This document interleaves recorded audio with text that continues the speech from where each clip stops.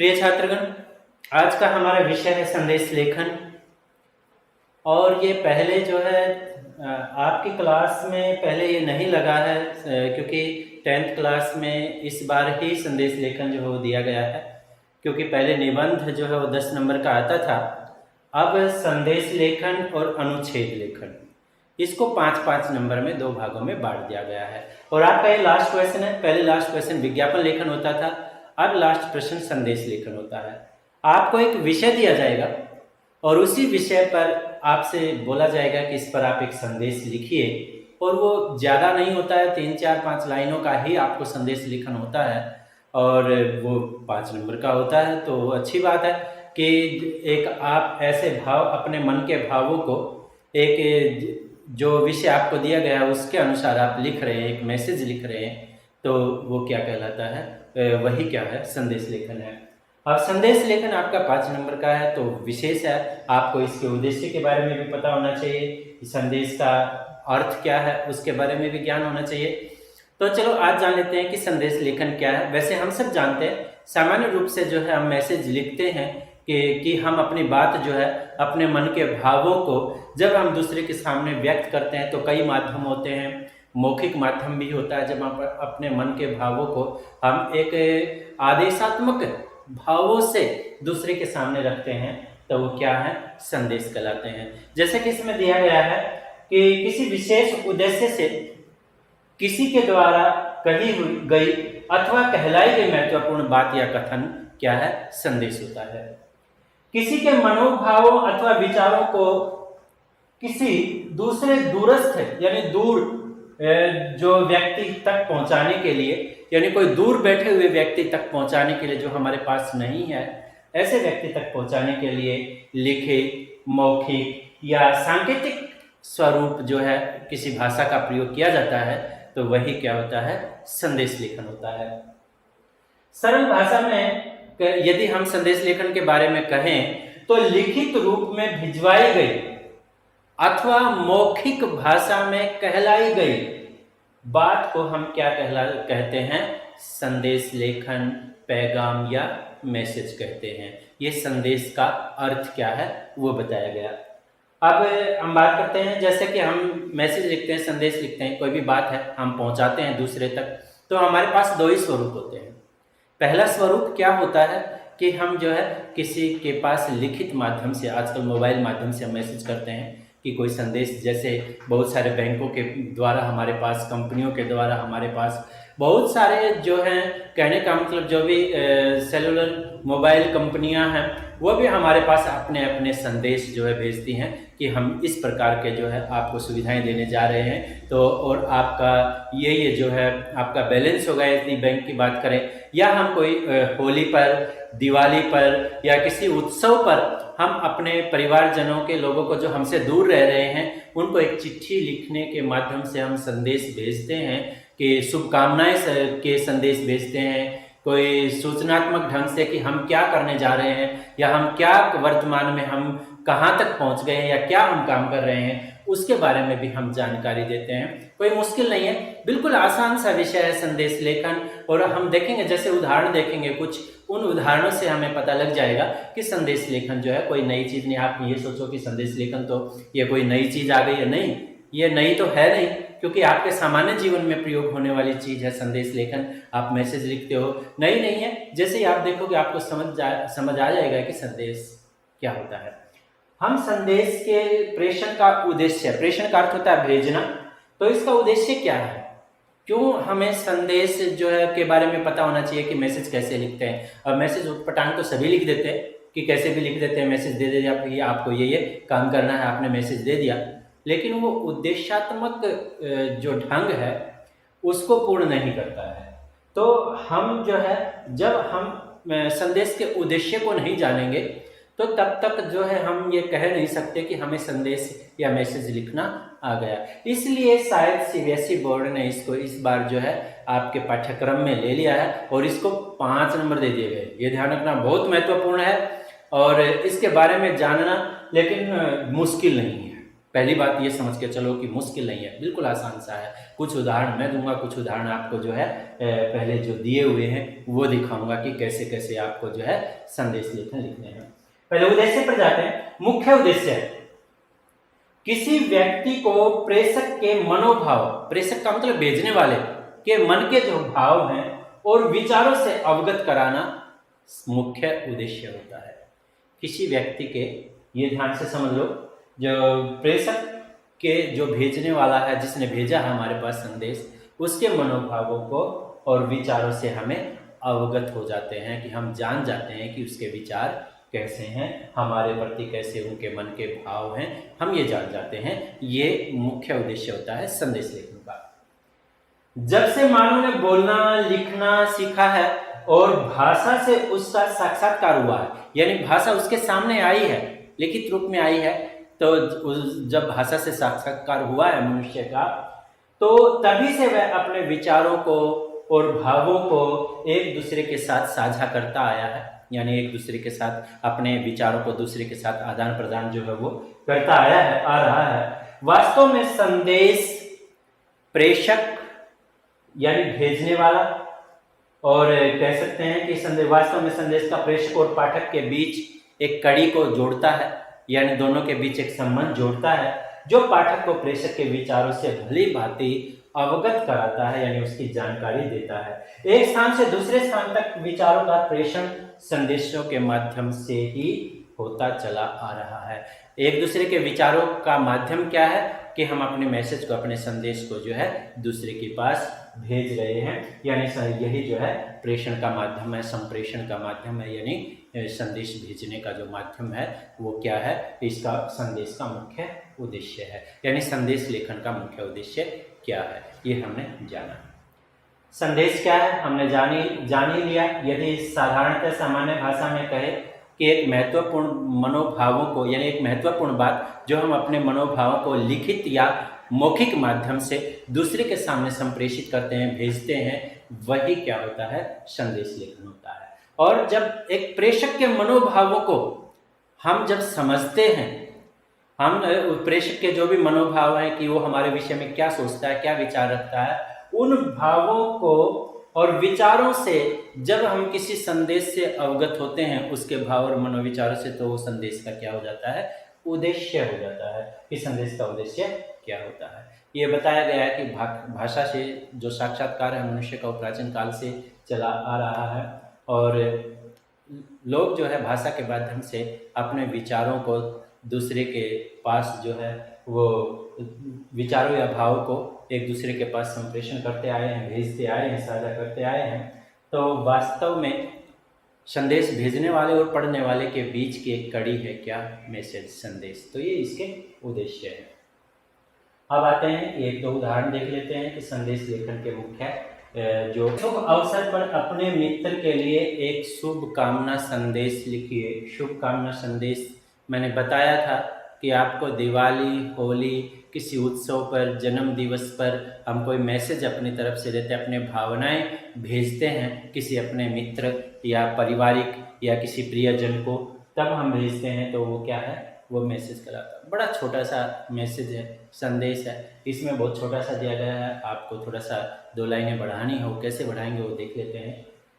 प्रिय मित्र, आपने पत्र लिखे हैं, इसमें पत्र की तरह आपने अपना एड्रेस, आपने जो अपना पता है आदि जो है वो नहीं लिखना है। आपने जैसे हमारे अनौपचारिक पत्र होते थे सगे संबंधियों के लिए, थोड़ा सा ठीक वैसा ही होता है, थोड़ा सा बस अंतर होता है इसमें कि इसमें हम जो है यहाँ शुभकामनाएं ही देते हैं, बाकी और कोई बातें यहाँ पर रखते नहीं हैं। जैसे हमारी कामना है कि दीपावली पर आप और आपके परिवार के लिए दीपावली का जो ये अवसर है ये मंगलमय हो। आप सभी को दीपावली के पावन पर्व पर या पावन उत्सव पर हार्दिक शुभकामना होगा। कितनी छोटी सी बात है कि आपने केवल मैसेज जो है नववर्ष पर भी भेजते हैं, हम दीपावली पर भी भेजते हैं, हार्दिक शुभकामनाएं भेजते हैं कि आप और आपके परिवार के लिए हमारी तरफ से दीपावली की शुभकामनाएं या पावन पर्व पर। ये थोड़े शब्द जो है वो अच्छे ढंग के होने चाहिए, बिल्कुल सरल शब्द नहीं, अच्छी हिंदी के शब्द का प्रयोग यहाँ पर आपको करना है। तो प्रिय मित्र, नाम आदि लिखने की जरूरत नहीं है। बस प्रिय मित्र, यहाँ पर हमारी कामना है कि दीपावली आप और आपके परिवार के लिए शुभ हो, मंगलमय हो। आप सभी को दीपावली के पावन पर्व पर हार्दिक शुभकामनाएं। हम आपके लिए हमेशा मंगल कामना करते हैं। ये शब्द थोड़ा सा और जोड़ना चाहो, एक दो लाइनें शुभकामना के लिए ये जोड़ो। इसको आप दूसरे माध्यम से, एक कविता के माध्यम से भी आप जो है यहाँ पर इसको लिख सकते हो। जैसा कि हमेशा जो है मैसेज में एक छोटी सी 4 लाइना पोइम की एक अंश जो है वो बना दिया जाता है, वो दीपावली या त्यौहार पर बनाया जा सकता है। उस ढंग से भी संदेश लेखन को लिखा जा सकता है। कुछ उदाहरण आगे देंगे, पहले इनको समझ लेते हैं। नव वर्ष की शुभकामनाएं देते हुए भारतीय एजुकेशन सोसाइटी के सचिव की ओर से, सोसाइटियां भी जो है नव वर्ष पर बड़े बड़े होर्डिंग लगा देती है, बड़े बड़े बोर्ड लगा देती है कि आप सभी को दीपावली की शुभकामनाएं, ये सब दिया जाता है। तो बड़े बड़े होर्डिंग एक प्रकार का विज्ञापन का तरीका भी अपनाया जाता है, लेकिन उस संदेश लेखन का किस प्रकार से प्रयोग होता है वो देखना है। तो इसमें यही सचिव की ओर से सहयोगियों, कर्मचारियों तथा छात्रों के लिए एक शुभकामना संदेश लिखिए। जो यहाँ पर जो है सोसाइटी में जो काम कर रहे हैं वो कर्मचारी, जो सहयोगी हैं या जो भी छात्र हैं सोसाइटी के, उन सब के लिए शुभकामना संदेश आपको लिखना है।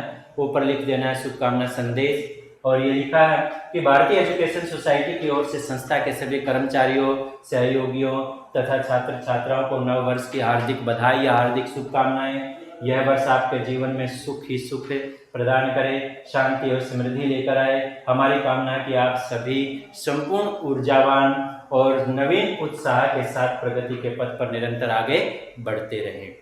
ये मैसेज आपको जो है इस प्रकार आपको देना है। तो कोई मुश्किल नहीं है इस प्रकार मैसेज देना। अब हम आते हैं नेक्स्ट पे, देख लेते हैं एक और उदाहरण। तो उनसे हम जान लेंगे कि किस प्रकार जो है हम मैसेज जो है वो देंगे हम।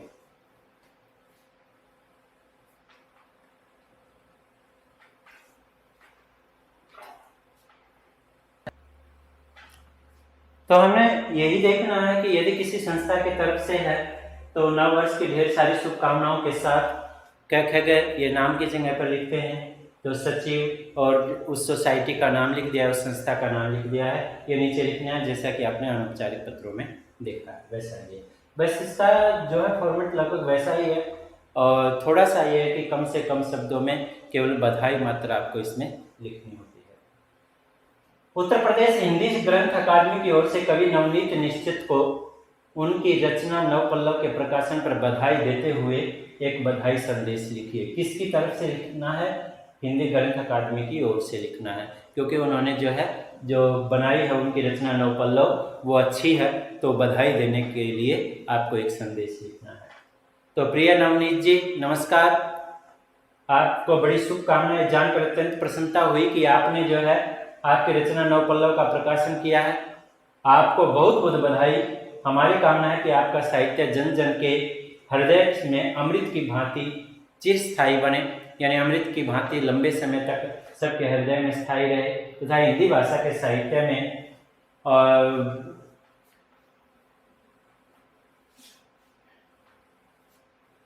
मील का एक पत्थर सिद्ध हो। आशा है कि आपकी साहित्य सेवा की भावना समाज को एक नई दिशा प्रदान करेगी। नीचे कैखेगे नाम जो है वो नाम की जगह पर कैखेगे लिख दिया। तो आपको ये ध्यान रखना है कि नीचे जो है कैखेगे लिख देना है और कुछ नहीं लिखना है, यहाँ पर नाम आदि कुछ नहीं लिखना है। तो मैसेज था। तीसरा देख लेते हैं, आपके शहर में वार्षिक सांस्कृतिक महोत्सव का आयोजन होने जा रहा है। वार्षिक एनुअल फंक्शन है, सांस्कृतिक है, और प्रदेश के मुख्यमंत्री की ओर से कार्यक्रम की सराहना एवं सफलता के संबंध में एक शुभकामना संदेश जो है वो लिखिए। किसकी तरफ से? प्रदेश के मुख्यमंत्री की ओर से आपको लिखना है। तो यहाँ पर देख लेते हैं कि क्या बताया गया है।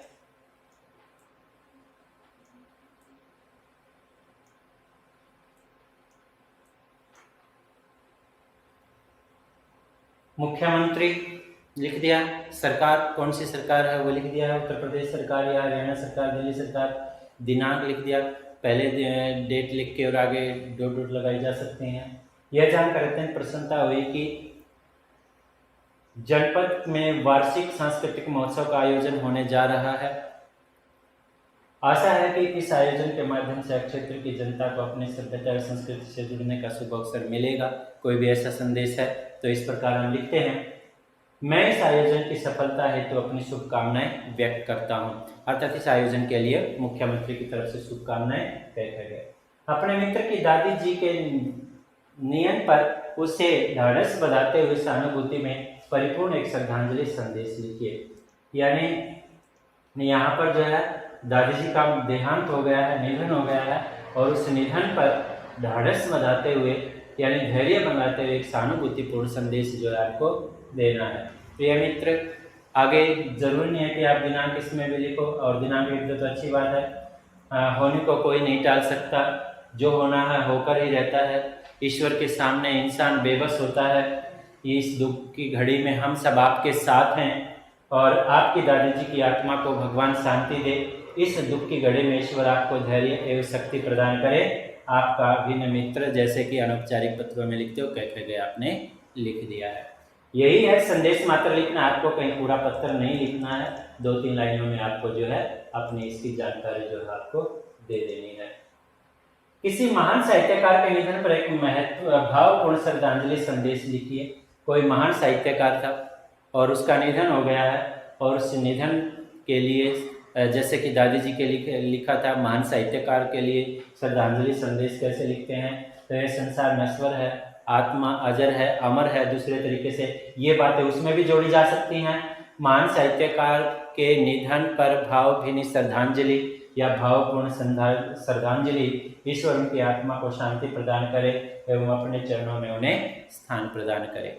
ये ईश्वर के प्रति ईश्वर उनको मोक्ष प्रदान करे, उनको अपने चरणों में स्थान प्रदान करे, ये सब बातें, और उनके परिवार की सुरक्षा रखे। इस प्रकार की बात जो है ईश्वर के प्रति यहाँ पर की जा सकती है। कहते लिख दिया, अपने मित्र को अहंकार से दूर रहने तथा निरंतर कर्म करते रहने की सीख देते हुए एक संदेश लिखिए कि हमेशा जो है अभिमान नहीं करना है, इसकी सीख देनी है, और निरंतर अपना कार्य या कर्म जो है करते रहने की सीख जो है यहाँ पर देनी है। उस विषय में आपने एक संदेश जो है वो लिखना है।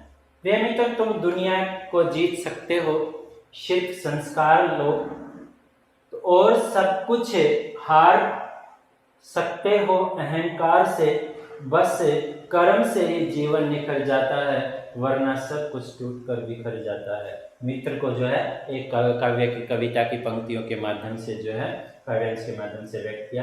अतः सच्ची लगन के साथ अपना कर्म करते रहना चाहिए, यही मनुष्य का धर्म है। तुम अवश्य ही अपने लक्ष्य तक पहुंचने का प्रयास करोगे, नहीं पहुंचोगे, क्योंकि आप संदेश दे रहे हो। तुम्हारा अभिन्न मित्र कह गए आदि शब्द जो है यहाँ पर प्रयोग करने हैं। ये है। इसके बाद आते हैं नेक्स्ट पर कि नेक्स्ट संदेश जो है का विषय हमारा क्या है, फिर उसके माध्यम से हम जानने का प्रयास करेंगे। अब ये दिया गया है कि अपने मित्र को होली की शुभकामनाएं देते हुए पत्र लिखना है आपने। 8वां ये पर पहुंचा। अपने मित्र को होली की शुभकामनाएं देते हुए एक संदेश लिखिए। प्रिय मित्र, सपनों की दुनिया, अपनों का प्यार, गालों पर गुलाल और पानी की बौछार, सुख समृद्धि और सफलता का हार, मुबारक हो आपको रंगों का त्यौहार। ऐसे त्यौहार पर बहुत सारी पंक्तियां, काव्य पंक्तियां आती हैं, तो ऐसी कोई भी काव्य पंक्ति आप जो है बनाकर यहाँ पर लिख सकते हो। कह लिख दिया है। भारत के राष्ट्रपति की ओर से देश की जनता को स्वतंत्रता दिवस के पावन अवसर पर बधाई देते हुए एक संदेश लिखिए। ऊपर राष्ट्रपति, प्रधानमंत्री या मुख्यमंत्री है तो राष्ट्रपति है तो देश का ही है, यदि मुख्यमंत्री है तो किसी राज्य का, तो ब्रैकेट में राज्य लिख देते हैं। राष्ट्रपति भारत सरकार या प्रधानमंत्री भारत सरकार, और ये लिख दिया है। स्वतंत्रता दिवस के महापर्व पर राष्ट्र की सेवा में अपना सर्वस्व अर्पण कर देने वाले सभी अमर बलिदानियों को कोटि कोटि नमस्कार, नमन। समस्त देशवासियों को स्वतंत्रता दिवस की हार्दिक शुभकामनाएं। जय हिंद कह गए यहाँ पर लिख दिया जाता है। इसके बाद एक और सब्जेक्ट हम देख लेते हैं कि मकर संक्रांति के अवसर पर अपने मित्र को बधाई देते हुए शुभकामना संदेश लिखिए। मकर संक्रांति के अवसर पर जो जनवरी में आती है, 14-15 जनवरी के आसपास, 13-14 जनवरी के आसपास जो है लोहड़ी और मकर संक्रांति आती है, तो उसी पर बात यहाँ पर, उसी पर शुभकामना संदेश की बात यहाँ पर की गई है। प्रिय मित्र, यहाँ पर भी एक कविता के माध्यम से बताया गया है। तो गुड़ और तिल की मिठास, उड़ती पतंगों की आस, इस मकर संक्रांति आपके जीवन में ही हो ऐसा ही उल्लास, यानी प्रसन्नता। मकर संक्रांति की हार्दिक शुभकामनाएं, तुम्हारा अपने मित्र कैकरगैल लिख दिया है। एक और संदेश दिया गया है, अपने मित्र को क्रिसमस की बधाई देते हुए शुभकामना संदेश लिखिए। तो प्रिय मित्र, ये इस अनुसार भी लिखा जा सकता है, या प्रिय मित्र आपको और आपके परिवार को मेरे और मेरे परिवार की तरफ से क्रिसमस की हार्दिक बधाइयाँ। आप हमेशा जीवन में खुश रहें, प्रसन्न रहें, और भगवान ईश्वर आपको, आपके परिवार को हमेशा खुशियों से भरकर रखे, या खुशियों भरा आपका परिवार रहे, इस प्रकार लिखना है। और आपको भगवान ढेर सारे उपहार या भेंट दे, इस प्रकार आप 2 लाइनों में, या फिर ऐसे, शांता क्लॉज आया लेकर खुशियां अपार, बच्चों के लिए उपहार और ढेर सारा प्यार, आप सब पर हो खुशियों की बौछार, मुबारक हो आपका क्रिसमस का त्योहार। क्रिसमस की ढेर सारी शुभकामनाएं, तुम्हारा अभिन्न मित्र कैकरगैल। तो ये था संदेश लेखन, और कुछ उदाहरण जो है नेक्स्ट क्लास में हम और देंगे, ताकि 2-4 उदाहरणों के माध्यम से हम जान जाएं कि किस प्रकार संदेश लेखन लिखना होता है। तो कोई मुश्किल नहीं है, आप सब समझ गए होंगे, बस हमें पता होना चाहिए कि संदेश लेखन कैसे लिखना होता है।